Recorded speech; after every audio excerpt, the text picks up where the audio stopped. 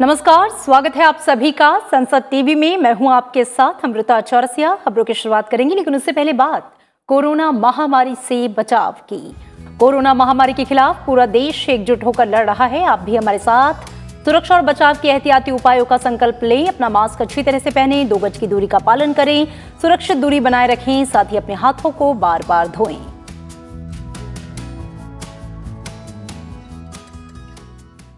और आइए बुलेटिन की शुरुआत, सबसे पहली नजर हेडलाइंस पर। कोविड महामारी के चलते स्वदेश लौटे भारतीयों की आसान वापसी पर सरकार का जोर। संसद के दोनों सदनों में विदेश मंत्री डॉक्टर एस जयशंकर का बयान। कहा, छात्रों की शिक्षा और कामगारों के रोजगार के लिए संबंधित सरकारों से संपर्क में भारतीय दूतावास।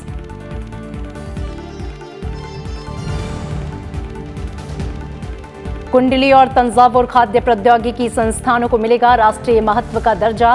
राज्यसभा में ध्वनिमत से पारित हुआ संबंधित विधेयक। कृषि मंत्री नरेंद्र सिंह तोमर ने कहा, किसानों को फायदे के साथ खाद्य प्रसंस्करण के क्षेत्र में रोजगार और निर्यात को मिलेगा बढ़ावा।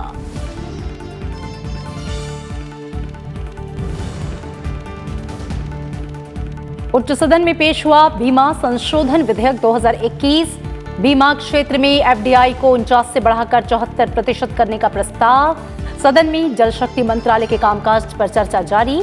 लोकसभा में भी 5 महत्वपूर्ण विधेयक पेश।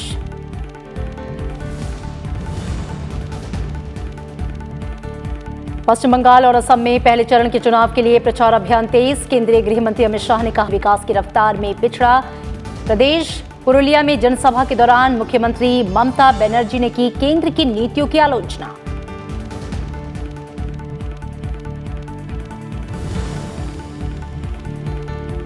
और बाटला हाउस मुठभेड़ मामले में इंडियन मुजाहिदीन के आतंकी आरिस खान को होगी फांसी। साकेत कोर्ट ने बताया रेयरेस्ट ऑफ द रेयर मामला।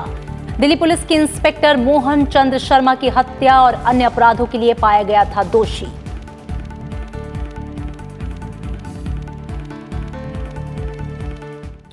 विदेश मंत्री डॉक्टर एस जयशंकर ने आज संसद के दोनों सदनों को संबोधित किया और विदेश में रह रहे भारतीय, अप्रवासी भारतीयों और भारतीय मूल के व्यक्तियों के कल्याण से जुड़े हाल के घटनाक्रमों पर बयान दिया।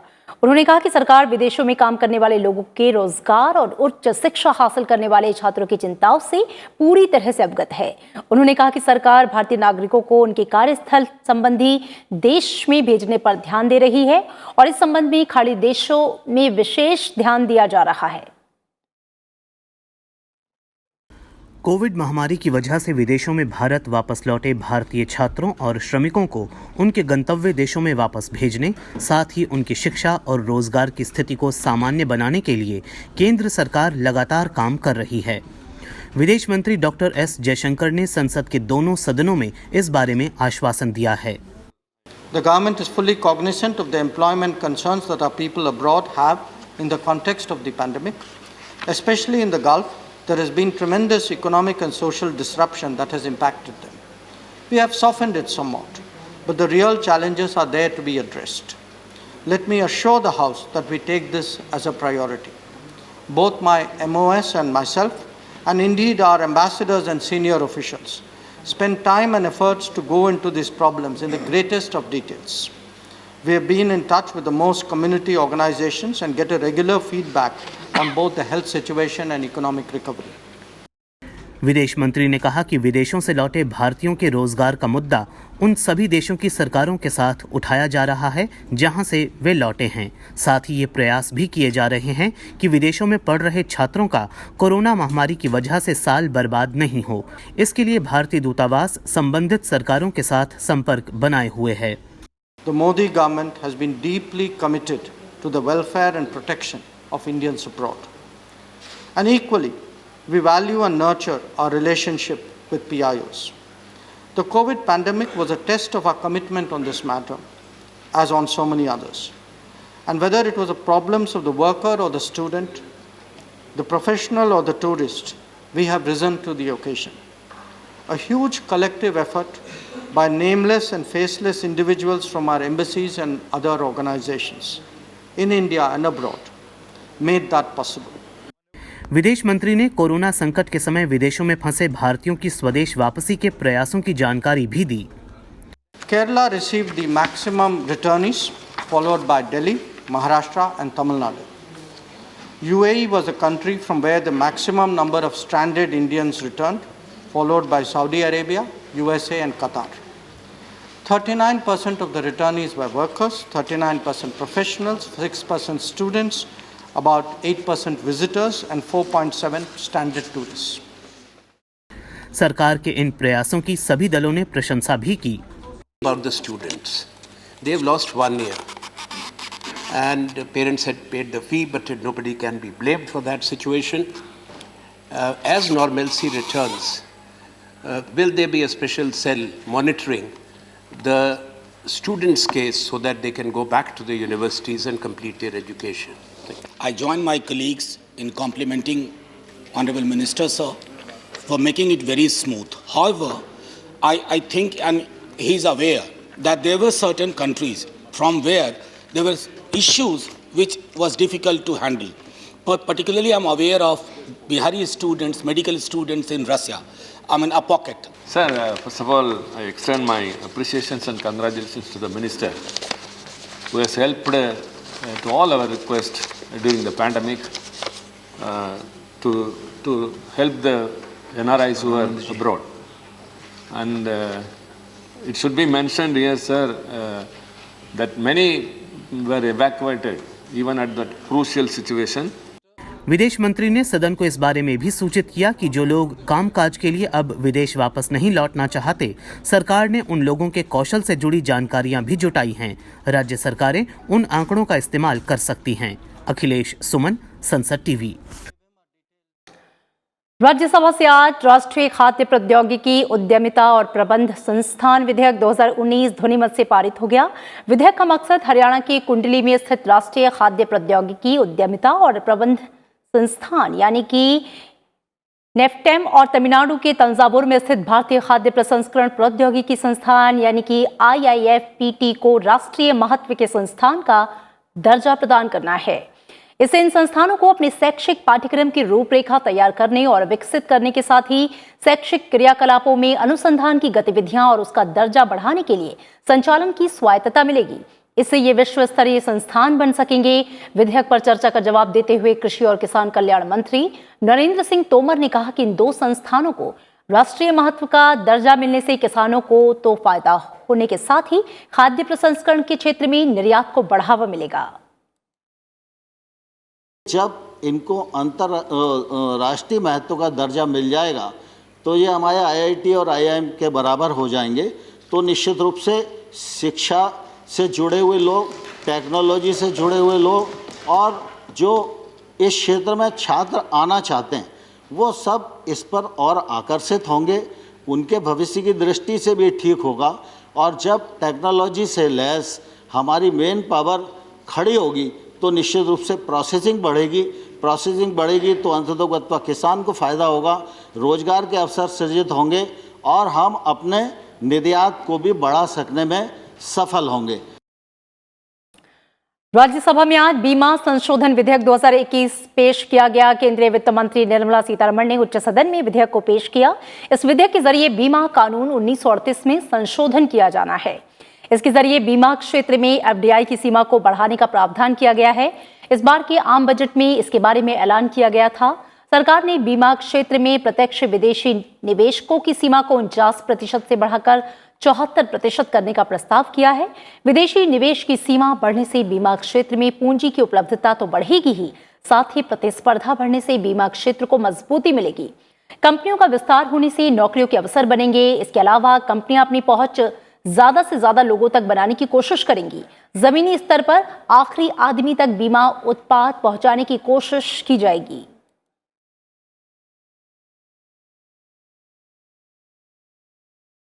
और केंद्र सरकार ने आज सरकारी कंपनियों के विनिवेश में मौजूदा कर्मचारियों की नौकरी को खतरा से जुड़ी आशंकाओं को खारिज कर दिया। राज्यसभा में प्रश्नकाल के दौरान वित्त राज्य मंत्री अनुराग ठाकुर ने कहा कि विनिवेश के बाद आर्थिक गतिविधियां तेज होंगी और रोजगार के नए अवसर पैदा होंगे। तो सर, जो शेयर परचेज एग्रीमेंट होगा उसमें ये तय किया जाएगा कि लोगों का रोजगार ना जाए और उसके अंतर्गत ये सारी सुविधाएं दी जाएंगी। और मेरा व्यक्तिगत रूप से मानना भी है और इस पॉलिसी में भी कहा गया है कि इससे इन्वेस्टमेंट भी आएगी, टेक्नोलॉजी इन्फ्यूजन भी होगा, रोजगार का सृजन भी होगा। केंद्रीय वन, पर्यावरण और जलवायु परिवर्तन मंत्री प्रकाश जावड़ेकर ने आज राज्यसभा में कहा कि हाल ही में उत्तराखंड के चमोली में हुई दुर्घटनाओं का पता लगाने के लिए कई अध्ययन किए जा रहे हैं। प्रश्नकाल के दौरान समाजवादी पार्टी की सांसद रेवती रमन सिंह के पूरक प्रश्न का जवाब देते हुए प्रकाश जावड़ेकर ने कहा कि अपर गंगा के क्षेत्र में पहले से मंजूर जल विद्युत परियोजनाओं के अलावा अब ऐसी किसी अन्य परियोजना को इस क्षेत्र में स्वीकृति नहीं दी जा रही है। कि अपर गंगा रीजन्स में जो पहले से सैंक्शन प्रोजेक्ट्स है उसके सिवा किसी भी नए प्रोजेक्ट को परमिशन नहीं दी है, नहीं देंगे। देश में पेट्रोलियम ईंधन की कीमतों में बढ़ोतरी के बीच वित्त मंत्री निर्मला सीतारमण ने कहा कि कच्चे तेल, पेट्रोल, डीजल, विमान ईंधन और प्राकृतिक गैस को जीएसटी के दायरे में लाने की फिलहाल कोई योजना या प्रस्ताव नहीं है। वित्त मंत्री निर्मला सीतारमण ने लोकसभा में एक प्रश्न के लिखित उत्तर में ये जानकारी दी। उन्होंने जानकारी दी कि अब तक जीएसटी परिषद ने इन उत्पादों को जीएसटी के दायरे में लाने का कोई सिफारिश नहीं की है। उन्होंने कहा कि जीएसटी परिषद जब उचित समझेगी तो पेट्रोलियम उत्पादों को जीएसटी के दायरे में लाने के प्रस्ताव पर विचार कर सकती है। उधर लोकसभा में पूरक प्रश्नों का उत्तर देते हुए वित्त राज्य मंत्री अनुराग ठाकुर ने कहा, पेट्रोल, डीजल जैसे पेट्रोलियम उत्पादों पर कुछ कर राज्य लगाते हैं और कुछ केंद्र लगाते हैं। ऐसे में राज्य सरकार भी इन पर कर कम करें और केंद्र भी ऐसा करें, दोनों इस बारे में विचार करें।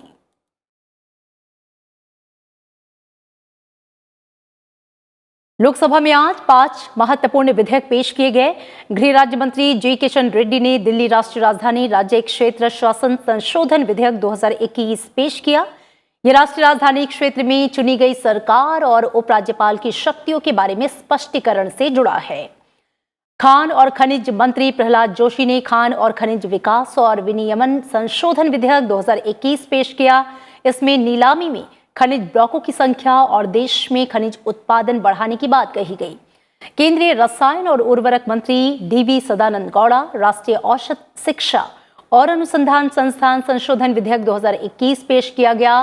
केंद्रीय महिला और बाल विकास मंत्री स्मृति ईरानी किशोर न्याय, बालकों की देखभाल और संरक्षण संशोधन विधेयक 2021 पेश किया गया।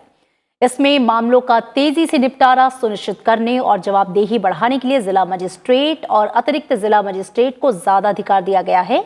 इसके अलावा पोत परिवहन मंत्री मनसुख मांडविया ने नौचालन के लिए सामुद्रिक सहायता विधेयक 2021 सदन में पेश किया। इसमें समुद्री नौवहन के क्षेत्र में और उनका प्रबंधन आसान करने का प्रस्ताव किया गया है। लोकसभा अध्यक्ष ओम बिरला ने आज पार्लियामेंट एनेक्सी में मेगा हेल्थ कैंप का शुभारंभ किया। इस मौके पर राज्यसभा के उपसभापति हरिवंश, केंद्रीय स्वास्थ्य और परिवार कल्याण मंत्री डॉक्टर हर्षवर्धन और संसदीय कार्य राज्य मंत्री अर्जुन राम मेघवाल भी मौजूद रहे।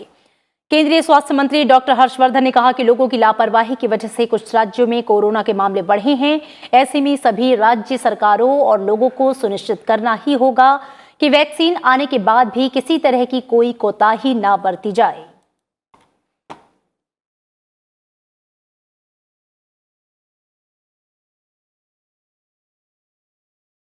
हम सही दिशा में आगे बढ़ रहे हैं। जो सावधानियां सारे साल गंभीरता से देश ने अपनाई है, उनको अभी अपनाने में कोई चूक नहीं करनी है। वैक्सीनेशन को जन आंदोलन बनाना है और कोविड एप्रोप्रिएट बिहेवियर को भूलना नहीं है। अंतर संसदीय संघ के अध्यक्ष दुआर्ते पाचेको ने आज उपराष्ट्रपति एम वेंकैया नायडू और लोकसभा अध्यक्ष ओम बिरला से मुलाकात की।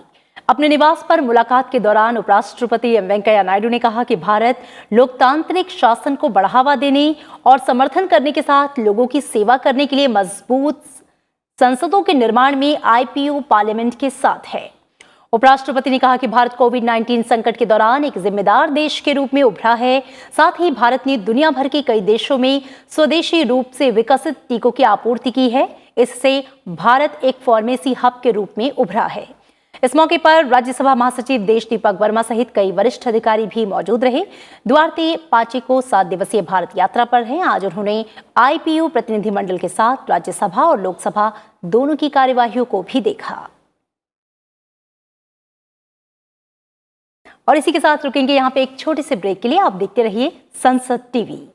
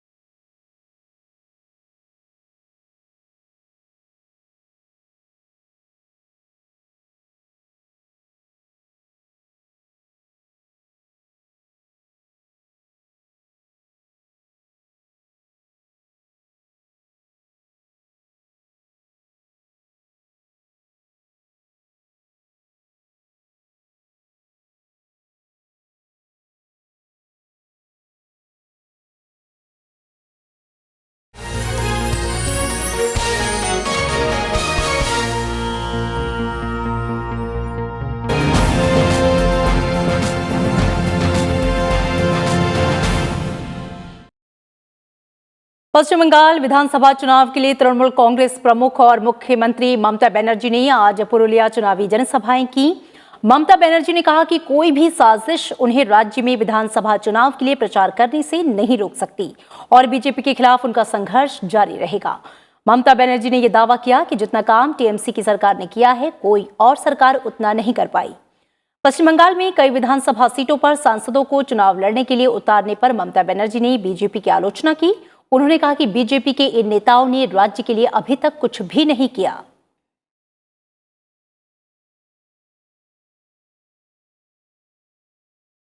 पश्चिम बंगाल के नंदीग्राम में बीजेपी उम्मीदवार शुभेंदु अधिकारी ने चुनाव आयोग से मुख्यमंत्री ममता बनर्जी का नामांकन पत्र खारिज करने की मांग की। शुभेंदु अधिकारी ने यह दावा किया है कि मुख्यमंत्री ममता बनर्जी ने नामांकन पत्र में उनके खिलाफ 6 आपराधिक मामले दर्ज होने का खुलासा नहीं किया। चुनाव आयोग को दी गई शिकायत में अधिकारी ने कहा कि ममता बनर्जी ने असम में उनके खिलाफ दर्ज 5 मामलों और पश्चिम बंगाल में सीबीआई द्वारा दर्ज एक अन्य मामले के बारे में सूचना छिपाई है।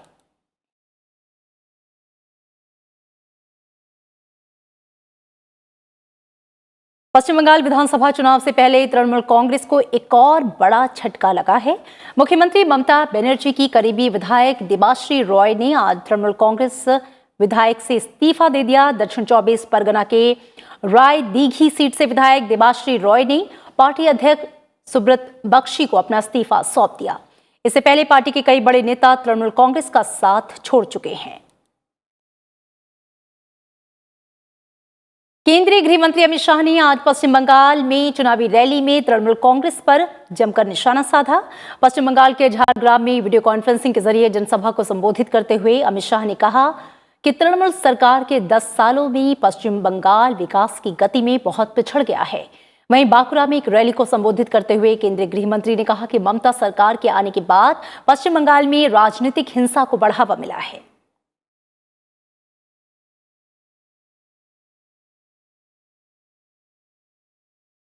बंगाल में 10 साल से तृणमूल कांग्रेस की सरकार ने बंगाल को पाताल तक नीचे ले जाने का काम किया है।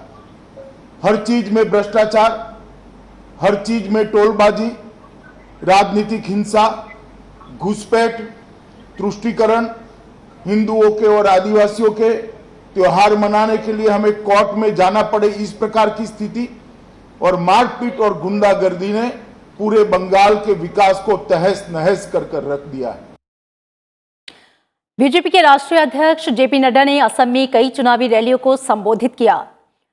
जुमगुरीहाट सौतिया में जनसभा को संबोधित करते हुए जेपी नड्डा ने विकास का वादा किया। उन्होंने कहा कि बीजेपी प्रदेश को बाढ़ मुक्त और विकास युक्त बनाने के लिए प्रतिबद्ध है। जेपी नड्डा ने कहा कि प्रधानमंत्री नरेंद्र मोदी के मार्गदर्शन में प्रदेश बीजेपी की सरकार ने पिछले 5 साल में विकास कार्यों को रफ्तार दी। ऐसे में पार्टी को जनता का आशीर्वाद भी मिल रहा है। 7 साल का पलड़ा हल्का है और 7 महीने का पलड़ा भारी है। ये भोगीबील ब्रिज, ये 6,000 करोड़ रुपए का ये लटका था, अटका था, भटका था, खटका था। मोदी जी के आने से और सर्बानंद सोनोवाल जी के आने से इसको रास्ता मिला। और तमिलनाडु विधानसभा चुनाव के लिए नामांकन दाखिल करने का काम जारी है। प्रदेश की राजनीति के कई दिग्गजों ने आज अपना पर्चा दाखिल किया। मुख्यमंत्री के पलानीस्वामी ने आज सेलम जिले के अपने पैतृक निवास क्षेत्र ईडापड्डी से नामांकन दाखिल किया। ईडापड्डी विधानसभा क्षेत्र को सत्तारूढ़ AIADMK का गढ़ माना जाता है। पलानीस्वामी इस सीट से 4 बार चुनाव जीत चुके हैं। उन्होंने यहां से 1989, 1991, 2011 और 2016 में जीत दर्ज की। वहीं DMK प्रमुख MK स्टालिन ने कोलाथुर विधानसभा सीट से नामांकन दाखिल किया। स्टालिन 2011 से यहां से प्रतिनिधित्व कर रहे हैं। स्टालिन यहां से तीसरे कार्यकाल के लिए मैदान में हैं। और पहली बार चुनाव मैदान में उतरने जा रहे मक्कल निधि मय्यम के संस्थापक कमल हासन ने भी आज कोयंबटूर दक्षिण निर्वाचन क्षेत्र से अपना नामांकन पर्चा दाखिल किया। राज्य में 19 मार्च तक नामांकन पत्र दाखिल किए जा सकते हैं। तमिलनाडु की 234 विधानसभा सीटों के लिए 6 अप्रैल को एक ही चरण में विधानसभा चुनाव होंगे। AIADMK 179 सीटों पर चुनाव लड़ रही है, जबकि सहयोगी दलों के 12 उम्मीदवार भी AIADMK के चुनावी निशान पर मैदान में हैं।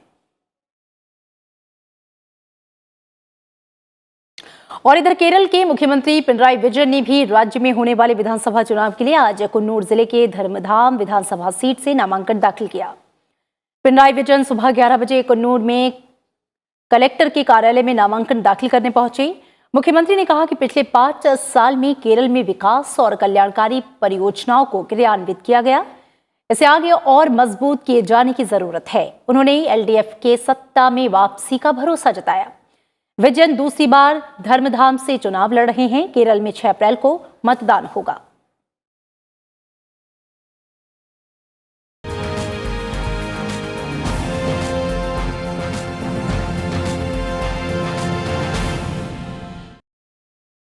और कुछ और खबरें। बटला हाउस मुठभेड़ मामले में दोषी आरिज खान को दिल्ली की साकेत कोर्ट ने आज फांसी की सजा सुनाई। कोर्ट ने इस मामले को रेयरेस्ट ऑफ द रेयर मानते हुए फैसला सुनाया। इससे पहले कोर्ट ने 8 मार्च को सुनवाई के दौरान इंडियन मुजाहिदीन के आतंकी आरिज खान को दिल्ली पुलिस के इंस्पेक्टर मोहन चंद शर्मा की हत्या और अन्य अपराधों के लिए दोषी करार दिया था। दक्षिण दिल्ली के जामिया नगर इलाके में 2008 में बटला हाउस मुठभेड़ के दौरान दिल्ली पुलिस के विशेष प्रकोष्ठ के निरीक्षक मोहन चंद शर्मा की गोली लगने के बाद से मौत हुई थी। इस मामले में जुलाई 2013 में अदालत ने इंडियन मुजाहिदीन के आतंकवादी शहजाद अहमद को आजीवन कारावास की सजा सुनाई थी। आरिज खान घटनास्थल से भाग निकला था और उसे भगोड़ा घोषित किया। आरिज खान को 14 फरवरी 2018 को पकड़ा गया। देश में बीते महीने थोक महंगाई 4% से ऊपर दर्ज की गई और इस साल जनवरी में यह आंकड़ा 2.03% पर था। केंद्रीय वाणिज्य और उद्योग मंत्रालय की तरफ से जारी आंकड़ों के मुताबिक फरवरी में थोक मूल्य सूचकांक आधारित महंगाई दर 4.17% पर रही, जबकि पिछले साल फरवरी में थोक महंगाई दर 2.26% दर्ज की गई।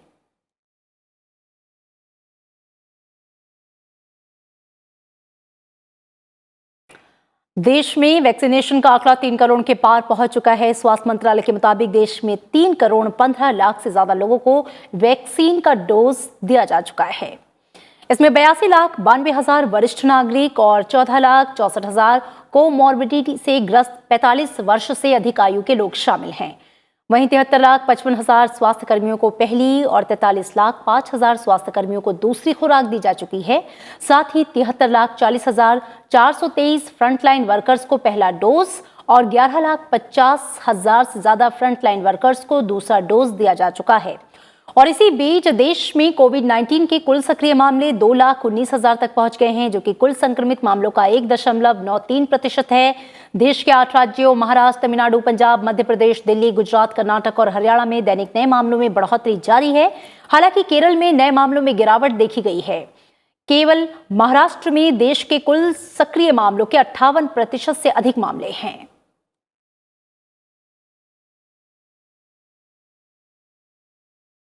और फिलहाल खबरों में इतना ही। आगे देखिए हमारा खास कार्यक्रम देश देशांतर में प्रभावशाली सदन और सांसद। सभापति का सुझाव।